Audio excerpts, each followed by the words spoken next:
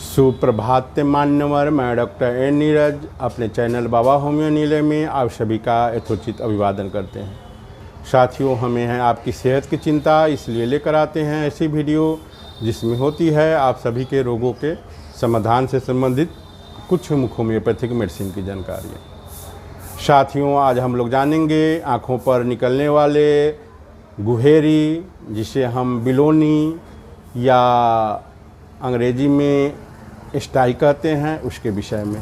यह क्यों होती है और इसकी कुछ होम्योपैथिक मेडिसिन जिसके प्रयोग से ये समस्या हमेशा के लिए ठीक हो जाए। साथियों, आप इस विषय में जानते होंगे कि आँखों पर निकलने वाली जो गुहेरी होती है, यह कभी एक बार निकलने के बाद ठीक हो जाती है, बार बार नहीं निकलती है। लेकिन किसी किसी को यह इतनी परेशान करती है कि जैसे एक आँख में अगर स्टाई निकल रही है, बिलोनी निकल रही है, गुहेरी निकल रही है, इसे यह ठीक हो गई, मेडिसिन कोई लिए, दवा कुछ खाएं, उसके बाद यह समस्या एक आँख ठीक हो गई। कुछ दिनों के बाद देखते हैं कि इसका इन्फेक्शन दूसरी आँखों में शुरू हो जाती है, और जैसे ही इसका इन्फेक्शन दूसरी आँखों का ठीक होती है, कुछ दिनों के बाद फिर यह बार बार परेशान करती है। यह परेशानी आदमी को बहुत ही पीड़ादायक होती है।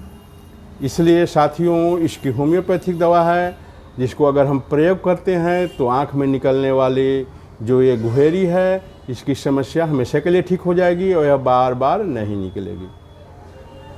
तो आज हम इसी के विषय में जानेंगे। साथियों, गुहेरी जो है यह पलकों के किनारे पर होने वाली एक पीड़ादायक लाल गांठ या फुंसी है। गुहेरी को अंग्रेजी में हम स्टाई या हार्डियोलम कहते हैं। यह समस्या पलक की बालों की जड़ में संक्रमण के कारण होती है। आँख में फुंसी लाल रंग की और बहुत ही पीड़ादायक होती है, लेकिन स्टाई आँख को कोई बड़ा नुकसान नहीं पहुंचाती। ये गुहेरी की जो समस्या है यह पीड़ादायक तो होती है, लेकिन यह आँख कोई विशेष हानि नहीं पहुंचा पाती है और इसे कोई आँख की बड़ी इन्फेक्शन नहीं होती है। साथियों, आमतौर पर आँख की गुहेरी कुछ दिनों के बाद अपने आप ठीक हो जाती है। आँख में जो गुहेरी होती है, इसके कारणों में से सबसे प्रमुख जो कारण है यह है स्टेफिलोकोकल ऑरियंस बैक्टीरिया। यह गुहेरी होने का सबसे प्रमुख कारण है। ये जो बैक्टीरिया है, इसी के इन्फेक्शन के चलते आँखों में गुहेरियाँ निकलती हैं, अंजनियाँ निकलती है, बिलोनी निकलती है।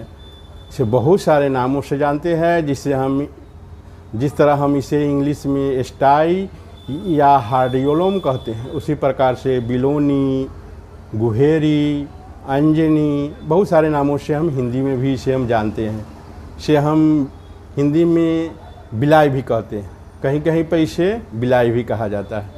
यह समस्या आँखों के लिए जो इन्फेक्शन के कारण होती है, यह जो स्टेफिलोकोकल ऑरियंस बैक्टीरिया है, यही जिम्मेदार है। साथियों, नाक से निकलने वाले तरल पदार्थ को कभी हम किसी कारणवश हाथ से छूते हैं, जैसे कि हम लगातार कंप्यूटर पर काम कर रहे हैं या स्टडी कर रहे हैं, इसके कारण आँखों में थकावट आती है, हम आँखों को बार बार मीचते हैं, और उससे पहले अगर हम किसी कारणवश से नाक से निकलने वाले तरल पदार्थ को अगर हम छुए हुए हैं, तो यह जो स्टेफिलोकोकल बैक्टीरिया है, यह हमारे पलक तक जा सकती है, जिससे कि गुहेरी की समस्या हो सकती है। साथियों, सेबेसियस ग्रंथि के बंद होने पर भी गुहेरी होने की समस्या होती है।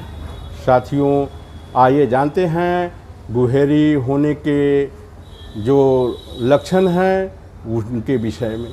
जब गुहेरी हमारे पलकों पर निकलती है तो कौन कौन से लक्षण दिखाई पड़ते हैं, उसी के विषय में हम आपको अब बताने जा रहे हैं। साथियों, यह पलक पर एक कोमल गांठ या फुंसी की तरह दिखाई देती है, जिसमें दर्द, जलन और खुजली का एहसास होता है। गांठ बड़ी होने पर उसमें सफ़ेद पदार्थ नज़र आता है या वह पीले रंग का भी हो सकता है। साथियों, गुहेरी पलकों के किनारों पर निकलती है जहाँ पर बाल उगते हैं। पलकों पर सूजन आना, आँख से पानी आना गुहेरी होने के मुख्य लक्षणों में से एक लक्षण है। साथियों, इसकी कुछ होम्योपैथिक मेडिसिन अगर हम प्रयोग करते हैं तो यह समस्या हमेशा के लिए ठीक हो जाती है। आइए उसी होम्योपैथिक मेडिसिन के विषय में हम आपको बताते हैं। साथियों, इसकी पहली जो सबसे अच्छी मेडिसिन है, अगर आपको गुहेरी बार बार परेशान कर रही हैं और आप इसे बहुत ही तंग आ चुके हैं, तो इसकी सबसे पहली और सबसे अच्छी दवा है एस्ट्रिफिसगिरिया। एस्ट्रिफिसगिरिया 30 पावर 2 बूंद 3 बार करके अगर हम देते हैं तो आँखों में निकलने वाली जो बार बार परेशान करने वाली जो बिलोनी है, स्टाई है, यह हमेशा के लिए ठीक हो जाती है। साथियों, इसकी दूसरी दवा है फेरम फॉर 6X। जब यह आँख पर निकलने वाली बिलोनी लाल, कोमल और दर्दनाक हो तो हम फेरम फॉर 6X 6 गोली 3 बार करके अगर हम देते हैं तो यह समस्या बहुत जल्द ही कंट्रोल में आ जाती है। साथियों, इसकी जो तीसरी दवा है वह है हिपरसल्फ। हिपरसल्फ इसकी जो अंजनी है, गुहेरी है, बिलोनी है, बिलाई है, स्टाई है, इन जो विभिन्न नामों से इसे पुकारी जाती है, या हार्डियोलम हम तो छोड़ ही दिए, वो भी ये सारे नाम एक ही बीमारी के हैं।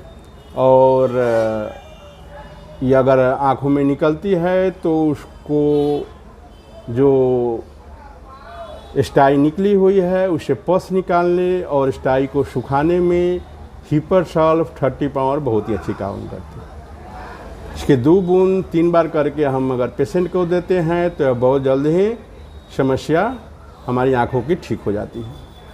साथियों, इसकी जो चौथी दवा है उससे पहले मैं आपसे एक निवेदन करूंगा, अगर आपने अभी तक मेरे चैनल को सब्सक्राइब नहीं किए हैं तो प्लीज़ मेरे चैनल को सब्सक्राइब करें, और अगर मेरी वीडियो आपको अच्छी लगी हो तो इसे लाइक भी कर दें। साथियों, इसकी चौथी दवा और सबसे अच्छी दवा जो हमारी आँखों की सुंदरता को ख़राब करने वाली जो ये अंजनी हैं, कभी कभी ठीक होने के बाद में भी इसकी पलकों पर गांठें रह जाती हैं, और इन गांठों को ठीक करने के लिए, घुलाने के लिए सबसे अच्छी दवा है कलकेरिया फ्लोर 6X।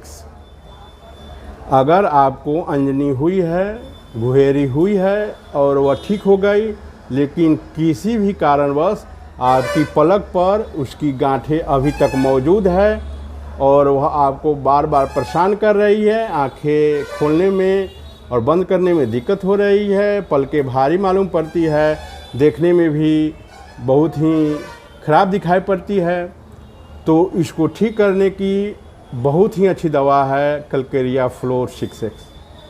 इस दवा को अगर हम 6 गोली 3 बार करके कुछ दिनों तक लेते हैं तो यह पलकों पर की जो गुहेरी है उसकी गांठों को यह घुलाकर हमेशा के लिए ठीक कर देती है।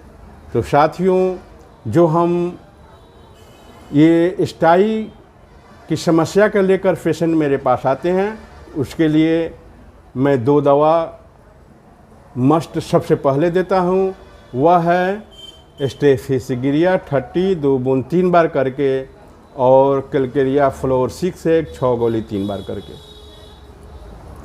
ये दोनों दवा को अगर हम लगातार चलाते हैं तो न गांठ ही बनती है और यह जो